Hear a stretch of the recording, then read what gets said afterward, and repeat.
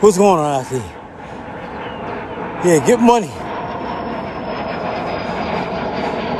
Well, Canelo Whitaker. That's my favorite fighter. That's my favorite. Canelo Whitaker, Evander Holyfield, and Larry Holmes is my favorite. I like Larry Holmes because Larry Holmes came after Muhammad Ali, and that was a hard act to follow. And Larry Holmes, you know, he didn't speak as well as Muhammad Ali. He didn't have the same charisma as Muhammad Ali, but he was a damn good fighter. And to prove that he was a good fighter, you can look at his body and his build. He didn't have an athletic build. He had a little head, long arms. He just worked hard. He had a mean jab too, boy. He used to keep it, pow, pow, pow, like this, pow, pow, pow, pow, pow, pow. Yeah, come on, sucker. Pow. He had a mean jab. I was in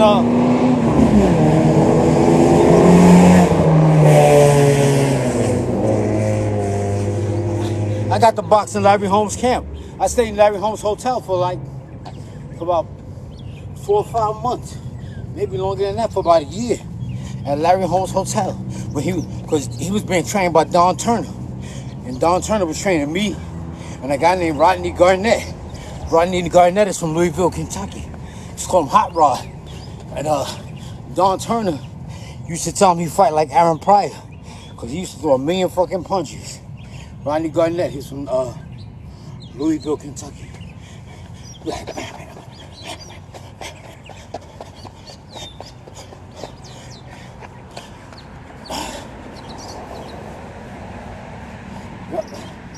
Larry Holmes.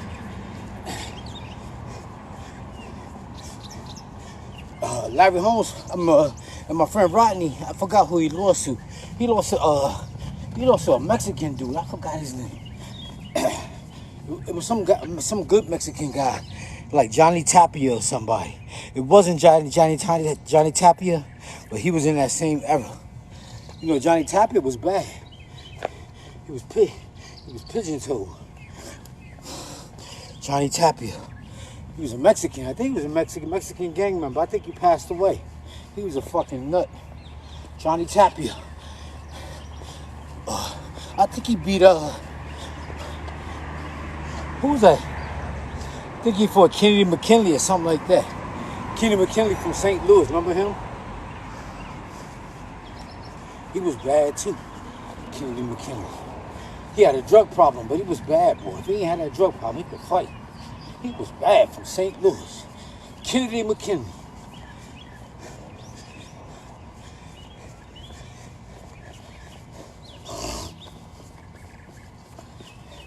Yeah, Larry Holmes is bad. Larry Holmes, I like Evander Holyfield because people fail to realize Evander Holyfield was not a real heavyweight. He was he only weighed like 100. He only weighed like 100 and I think 175 pounds. That's all he weighed. And then when he went to heavyweight, he had to weigh like 201. I think he fought Tyson, he weighed 211, something like that. That's a lot of weight to gain. That's a lot of weight to gain. That's a lot of fucking weight. That's why he had the wars with Riddick Bowe. Riddick Bowe used to own a restaurant in Harlem. Riddick Big Daddy Bowe. Riddick Bowe was from Brooklyn. All the fighters was from Brooklyn. Riddick Bowe from Brooklyn. Mark Breland is from Brooklyn. Zab Judah's from Brooklyn. Only fighter we have from Harlem is Lonnie Bradley. Lonnie Bradley. I grew up with Lonnie Bradley.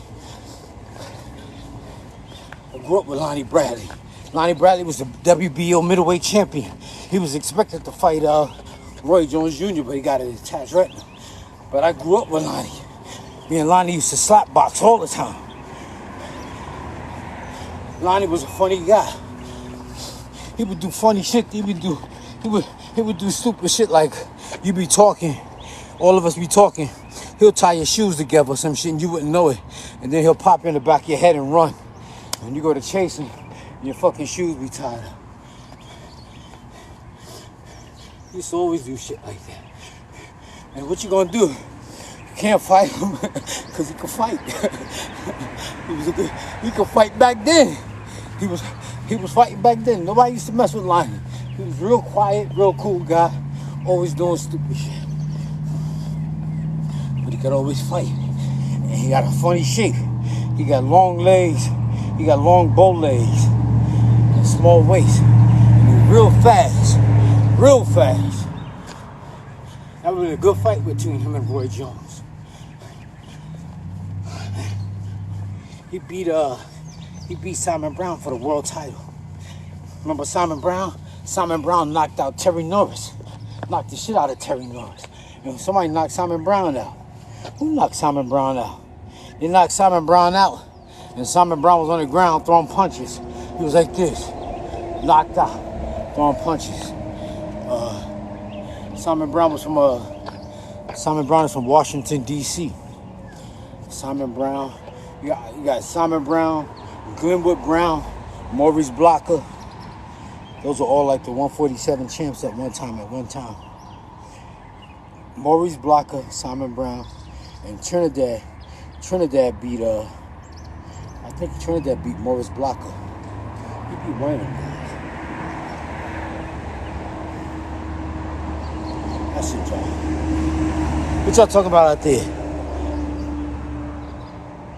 You think Shane Mosley? I don't like Shane Mosley. I didn't like Shane Mosley. I think Shane Mosley, I don't like the way he fought Floyd Mayweather. People say he was old, but he had Mayweather hurt twice. And I think he should have just threw everything out the kitchen window and just tried to knock Mayweather out. But like I was saying, even when I made a video back then when they fought, and I said his claim to fame will be that he went the distance and almost knocked Mayweather out. That'd be his claim to fame. You know, he didn't want to go in there and take the chance to get knocked out. I think he should have went in there and tried to knock him out. But it take killer instinct because he had him hurt twice. He's a good guy. Shane came in at 135. He was bad at 135. At 135, he was amazing. You should see him. That guy could fight at 135 because like I tell you, when you move up in weight class, you don't take your punching power with you. He came from 135. He didn't fight 140. He went from 135 to 147 from California. Him and De La Hoya used to always fight in California in the amateurs. And I like the way he fought De La Hoya. He fought De La Hoya good. He beat him convincingly twice. But I think he should have fought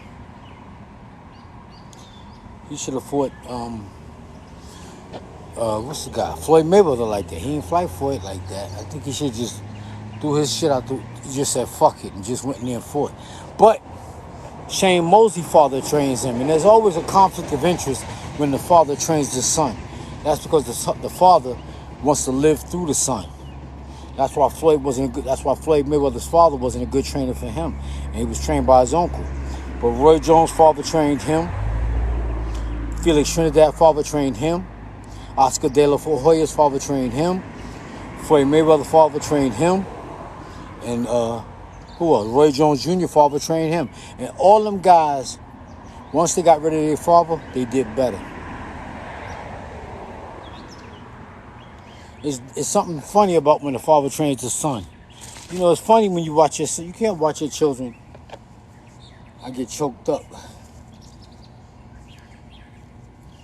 But you can't watch your children get beat up. Nobody wants to watch their children get beat up. You see your son getting beat or some shit, you want to jump in the ring and help your son.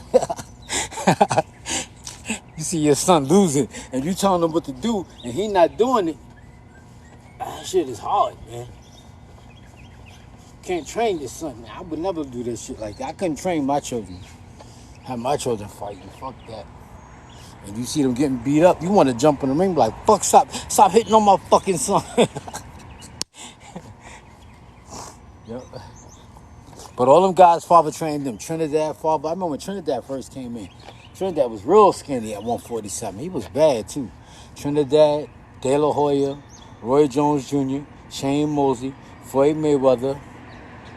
All them guys was started off by their father.